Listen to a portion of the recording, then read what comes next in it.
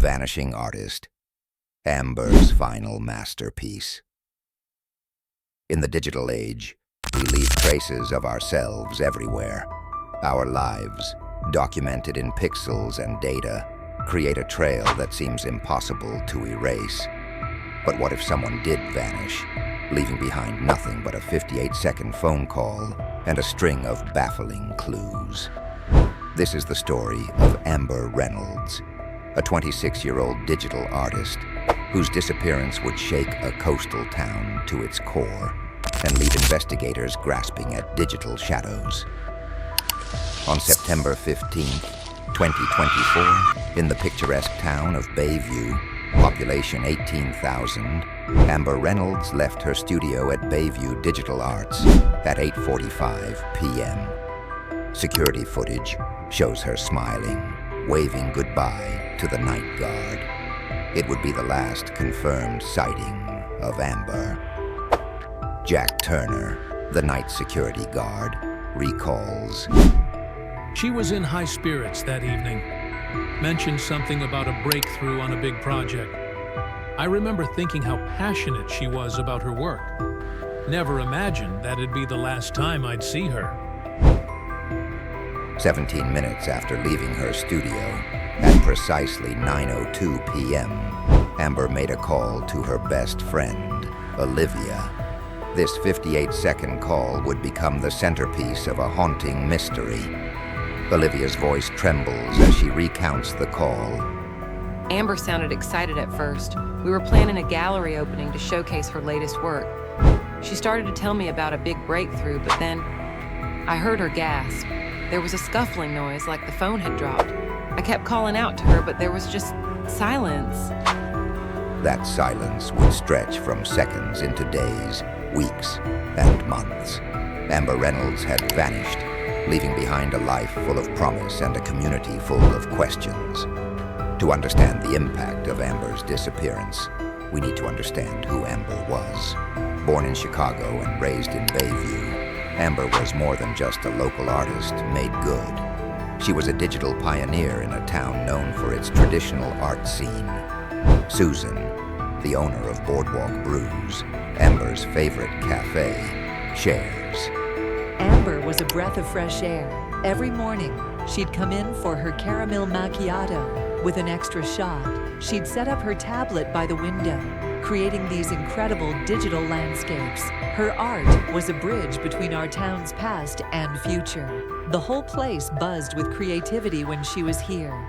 But Amber's talents weren't just appreciated locally. At 26, she had already made a name for herself in the digital art world. Her unique style, blending traditional coastal scenery with futuristic elements, had caught the eye of major tech and entertainment companies.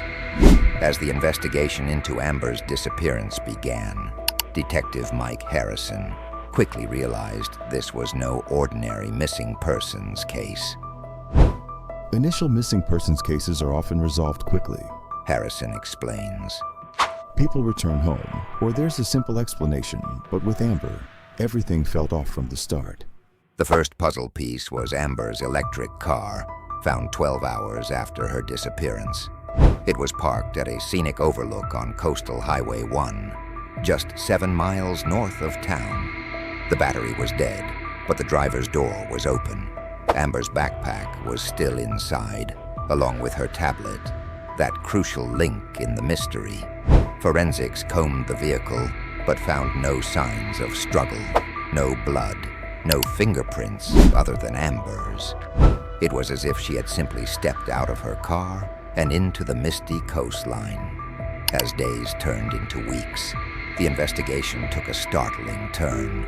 2 weeks after Amber's disappearance, her mentor at Bayview Digital Arts, Professor Laura Thompson, came forward with information that would blow the case wide open. Professor Thompson's voice is tight with tension as she reveals. Amber was working on a groundbreaking project for a major tech company. The project involved creating immersive digital environments with potential military applications. It was all under strict NDAs. I didn't think it was relevant at first, but now I can't help wondering if it's connected to her disappearance. This revelation opened up a world of possibilities. Was Amber targeted for the technology she was developing? Or was this a red herring, distracting from a more personal motive? As investigators dug deeper into Amber's life, potential suspects began to emerge. Ryan Cooper, Amber's ex-boyfriend and fellow digital artist, had a history of jealousy and had been seen arguing with Amber just days before her disappearance. Detective Harrison provides context. Cooper was upset that Amber's career was taking off while his stagnated. We brought him in for questioning, but his alibi checked out. He was live streaming a digital art session the night Amber vanished. Then there was Frank Morrison, a 60-year-old local art collector whose interest in Amber's work had always seemed excessive. Olivia, Amber's best friend, shares a chilling detail. Amber mentioned Morrison showing up at her exhibits, always lingering too long. Nothing overtly threatening, but it unsettled her. She was considering getting a restraining order, actually. Just when the case seemed to be going cold, a witness came forward with a story that would throw everything into question.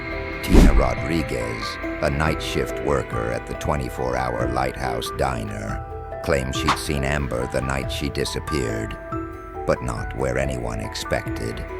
Tina's account is vivid. I'm certain it was her. She came in around 11 p.m. looking on edge. She was with a woman I'd never seen before, older, very professional looking. They were huddled over Amber's tablet, speaking in hushed tones. They left after about 20 minutes. I'll never forget the look in Amber's eyes. She seemed conflicted, maybe even scared. The Lighthouse Diner was nearly 40 miles south of where Amber's car was found. If Tina was right, it meant Amber had somehow traveled there after abandoning her vehicle.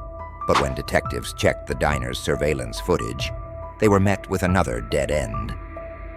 The system had malfunctioned that night, leaving us with nothing but static. Detective Harrison says, frustration evident in his voice.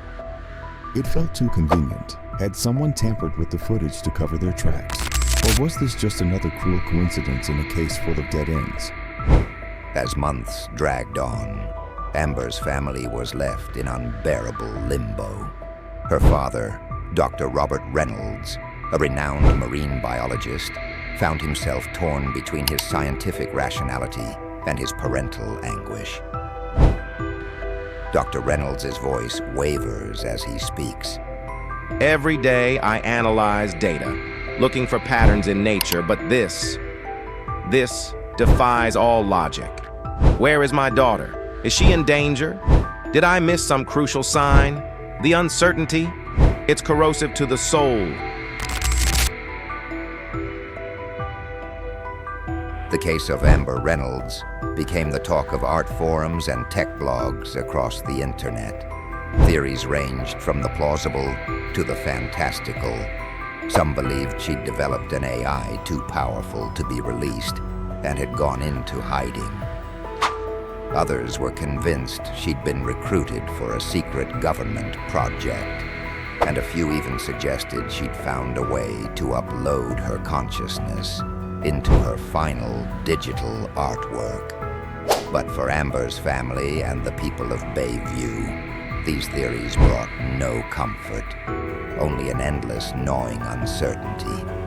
Then, an anonymous email arrived at the police department containing a link to a hidden website. When accessed, it displayed a single piece of digital art, unmistakably Amber's style, but unlike anything she'd created before. Detective Harrison's voice is a mix of hope and trepidation. This artwork, it's the first real lead we've had in months, but it raises more questions than it answers. Did Amber create this? Or is someone toying with the investigation? As we conclude our exploration of Amber Reynolds' disappearance, we're left with more questions than answers. The disappearance of Amber Reynolds continues to baffle investigators and haunt the town of Bayview. A brilliant young artist with a revolutionary vision vanished without a trace.